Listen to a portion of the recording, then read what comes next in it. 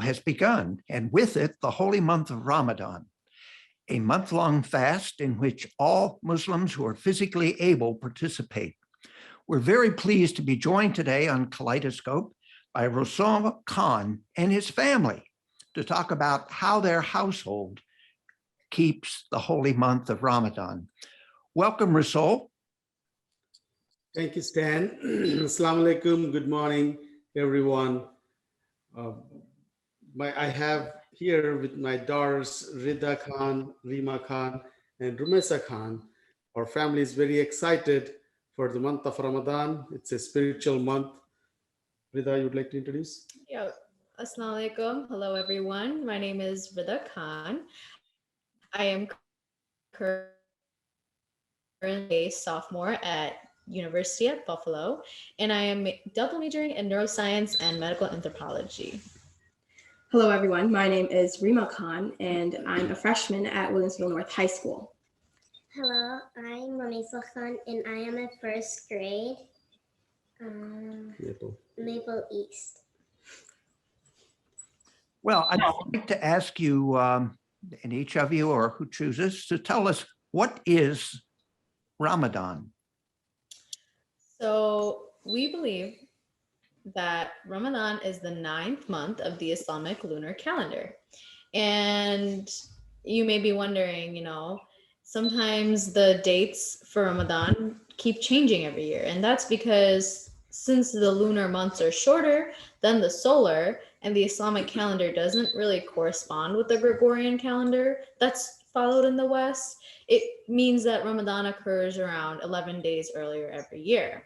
And during Ramadan, it's a very special time and month for Muslims because it's the month of our holy book, the Quran, and it is the month where we fast. We fast during the daylight hours, and in the nighttime, we tend to pray special prayers at the mosque. For some of those who don't know, a mosque is a building where Muslims go to worship, similar to a temple, church, or synagogue. And many religions practice some form of fasting. So just like in the Christian religion, there is Lent, and in Judaism, there is Sabbath. Just like that, in Islam, Muslims tend to fast during the month of Ramadan.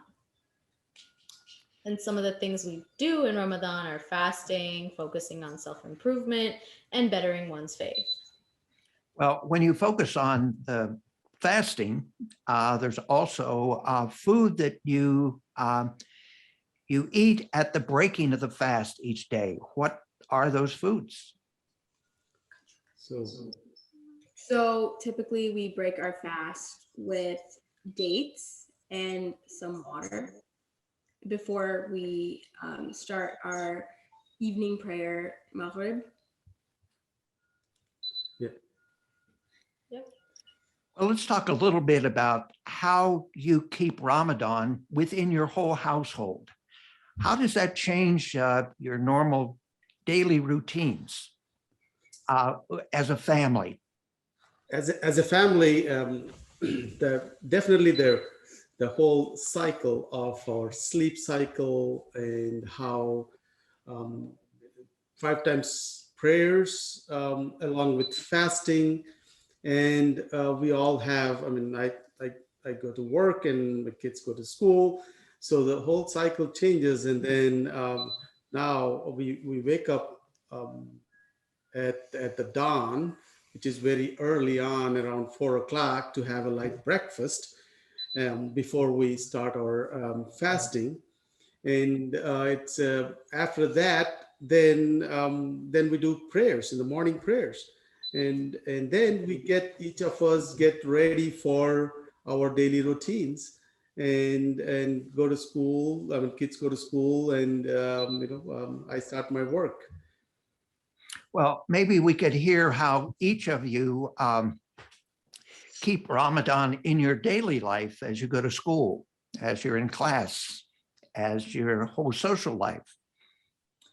Well, to start off, I would just like to say that with COVID, since I'm only a sophomore, I didn't really get to experience a college experience with Ramadan. Last year and the year before, I I did all my fasting at home with online schooling. So this will be my first Ramadan where I'm actually physically at school, fasting and doing my regular school activities. But through experience through middle school and high school, I am prepared for like, the regular activity that occur when I'm fasting. That's cool.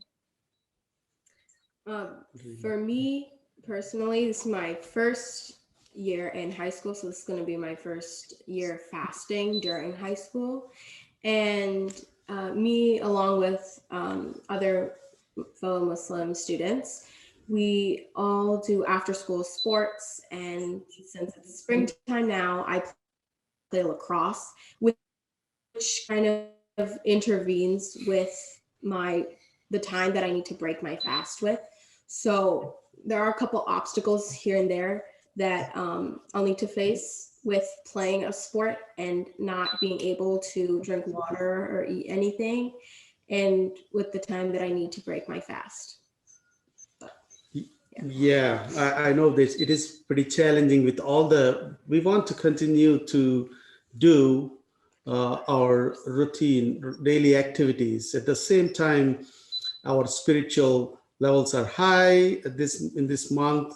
So we do follow without missing any prayers, or in fact, we try to perform more during this time. So my work routine, because anyways, you're waking up at 4 o'clock in the morning and start your day there. And after your prayers, I would generally log into my work and then start my work early and try to keep up. But as you know, we got to work till 5 o'clock in the evening, and as the day tends to near to those 3-4 o'clock in the evening, my voice gets low, and in the meetings, if it's really been a good discussions have to be done at the end of the day, that's pretty tiring and then takes a toll on the work side of it. However, it doesn't let our spiritual levels go any low. In fact, people might be wondering, because you'll be fasting without even having a drink of any drink or any water or anything. You must be very hungry. But what happens is our God has given us such a wonderful body that really gets adjusted to this cycle. Only the initial couple days, people tend to have headaches and some of the symptoms and some of the concerns, issues they have. But as they get used to, our body gets adjusted to this timing. And I do manage like that. And but we will definitely look up to our evening 7:30 or 8 o'clock fast breaking time for with a nice food and an excitement there. So yep. There is a communal sense of Ramadan, and many times there's a common breaking of the fast at the mosque. Yes. So at the mosque, that's another the lot of events go through. As you know, we have, this is the month of charity. So the main thing is we all pull up a lot of our money. We give it to the mosque so that they can pull up and then disperse to the less fortunate people. At the same time, various groups and other organizations, Muslim organizations around, come together and collect funds to do the Ramadan baskets, and in some form of Ramadan they give food to the less fortunate so that they can break the fast, and also they can have a decent breakfast before they start the Ramadan. And then we give water and the food, the dates.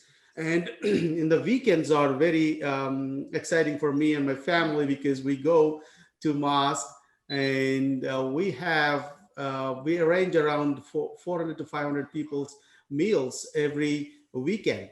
and we all go there, and we together under the one roof we sit, and then we pray. We break our fast, and with the dates and the water, and followed by a big meal.